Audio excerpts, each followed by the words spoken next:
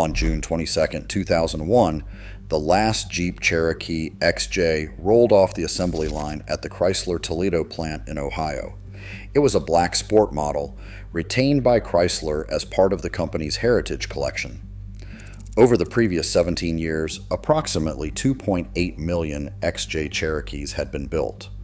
The vehicle had introduced unibody construction to the American SUV market, created the modern compact SUV category, and outsold every direct competitor it faced for nearly 2 decades.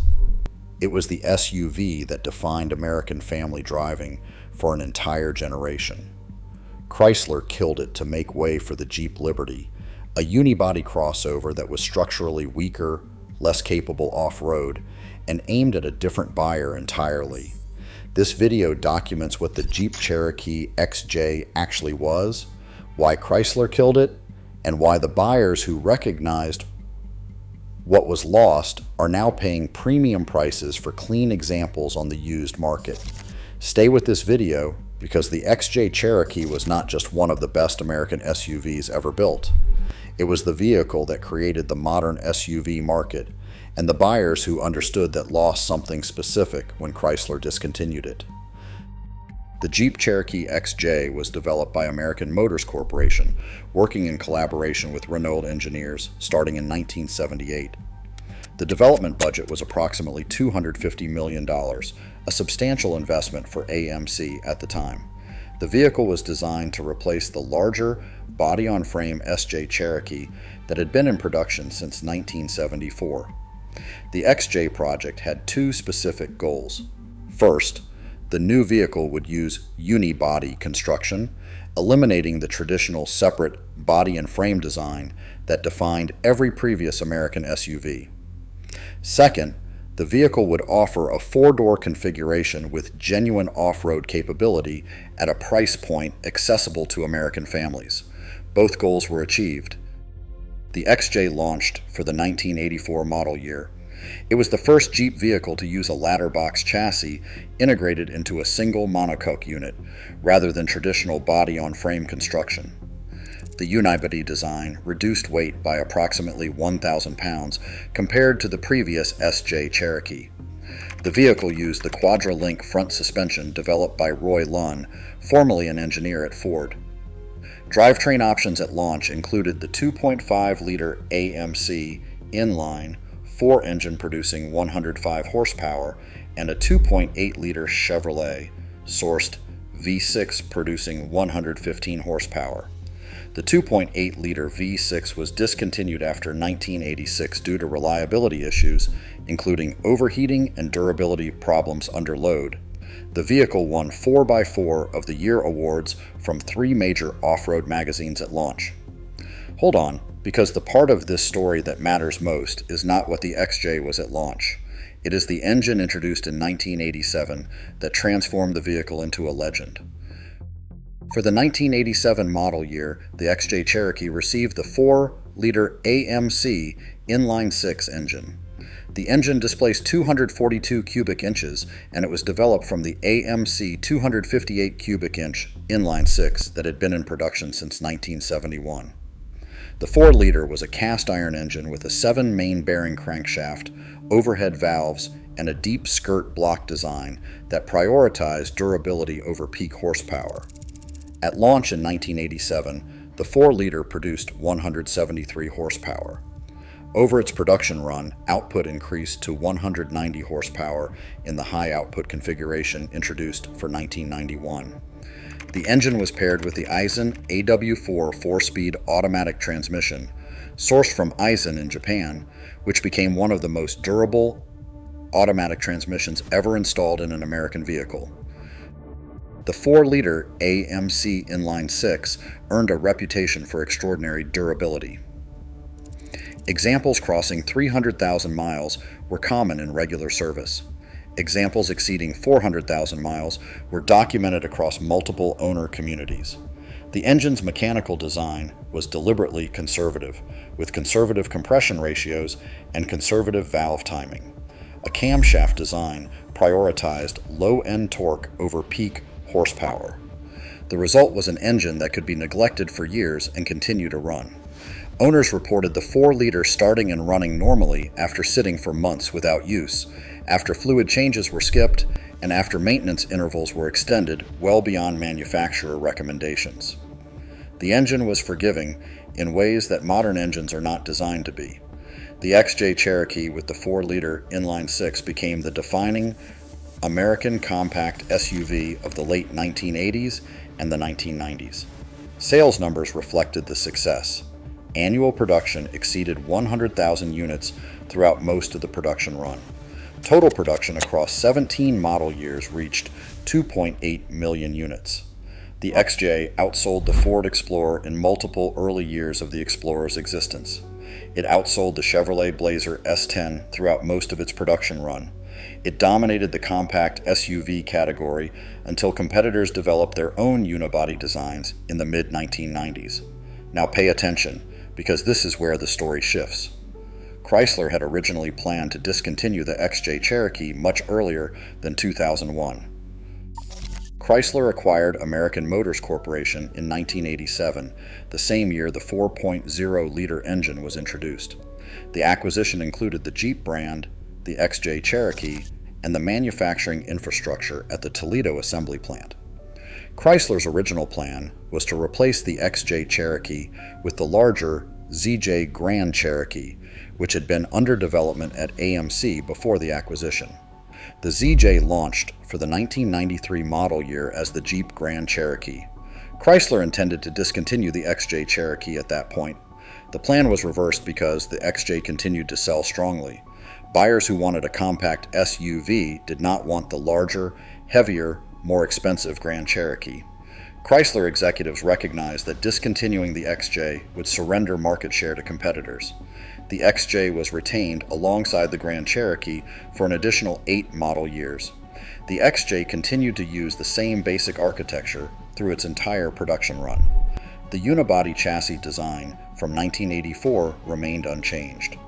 The 4.0-liter AMC inline-6 remained the dominant engine option. The Aisin AW4 automatic transmission, the Dana 30 front axle, the Chrysler 8.25-inch rear axle, or the Dana 35 rear axle, the basic body structure, the interior dimensions, and the off-road capability all remained essentially identical from 1987 through 2001. The XJ became the longest-lived single generation of any American SUV. 15 model years of mechanical continuity, 15 years of parts availability, 15 years of accumulated knowledge in the independent mechanic community about how to service these vehicles. But this is not even the most significant detail, because there is one decision Chrysler made in 2001 that ended this continuity permanently. For the 2002 model year, Chrysler replaced the XJ Cherokee with the Liberty. The Liberty was an entirely different vehicle. It used a new platform, a new chassis architecture, new engines, new transmissions, and a different basic design philosophy. The Liberty retained unibody construction, but used a different unibody structure than the XJ. The Liberty offered the 3.7-liter PowerTech V6 engine and the 2.4-liter inline-4, neither of which shared parts or design lineage with the AMC 4.0-liter that had powered the XJ. The Liberty used independent front suspension instead of the XJ's solid front axle, prioritizing on-road ride comfort over off-road capability.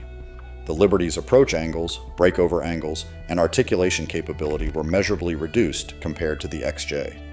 Off-road enthusiasts who had purchased XJ Cherokees specifically for their trail capability did not transfer their loyalty to the Liberty.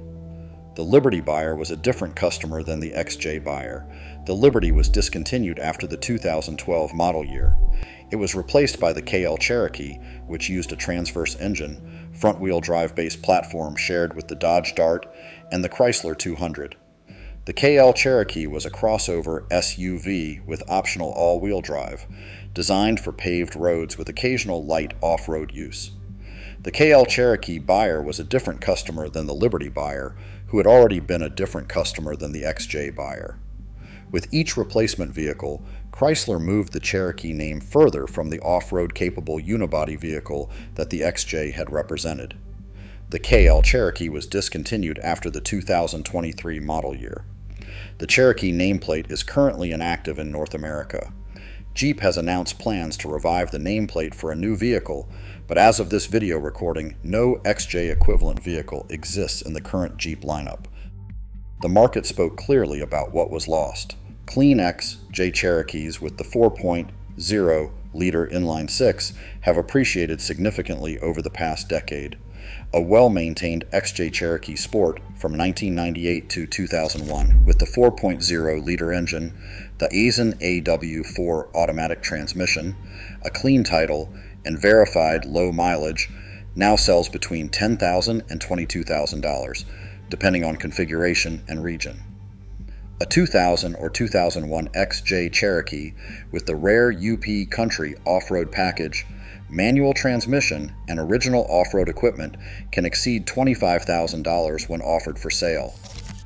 Earlier examples from 1987 to 1996, particularly those with the original Renix fuel injection system or the desirable Dana 44 rear axle, command similar prices when found in clean condition. The market has recognized that the XJ Cherokee represents something specific that no current Jeep product offers. The buyers acquiring these vehicles today are not collectors purchasing trailer queens. They are American owners who recognize that the XJ Cherokee offers a combination of attributes that does not exist in any current SUV.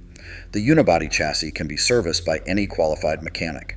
The 4.0-liter AMC inline-six can be repaired with widely available parts at affordable prices. The simple electrical system does not require dealer-locked diagnostic equipment for major service. The vehicle does not transmit data to a corporate server. The vehicle does not require subscription services for full-feature use. The vehicle can be off-road capable in factory configuration without aftermarket modification. The vehicle is, by every meaningful measure, the last mass-market American SUV that was genuinely simple, genuinely repairable, and genuinely owned by the person who purchased it. Chrysler did not kill the XJ Cherokee because the vehicle had failed in the market. Sales were declining by 2001, but remained substantial. The vehicle was profitable. The 4.0-liter engine continued to be one of the most reliable engines Chrysler produced. The decision to discontinue the XJ was driven by the company's strategic direction, not by market failure. Chrysler had decided to move the Cherokee nameplate toward different buyer segments. The Liberty, then the KL Cherokee, then the current Cherokee nameplate hiatus, all represent strategic decisions by Chrysler and subsequently Stellantis to move away from the buyer who had purchased XJ Cherokees for 17 years. The buyers who want a real American SUV, the kind that was simple, durable, repairable, and capable, the kind that could be serviced for 2 decades without dealer dependence, have only one option remaining. They have to buy a used XJ Cherokee. The supply is fixed. 2.8 million units built between 1984 and 2001 are slowly being lost to rust, accident, and end-of-service life retirement. Each year, fewer clean examples remain available. The buyers who recognize what the XJ represented are paying current prices for these vehicles because no replacement exists and no replacement is currently being developed. Before the next video, one question. What was your XJ Cherokee, 2-door or 4-door? Sport, Limited, Country, Classic, or Wagoneer? 4.0 or 2.5? What year? Where did it take you? Leave it in the comments below.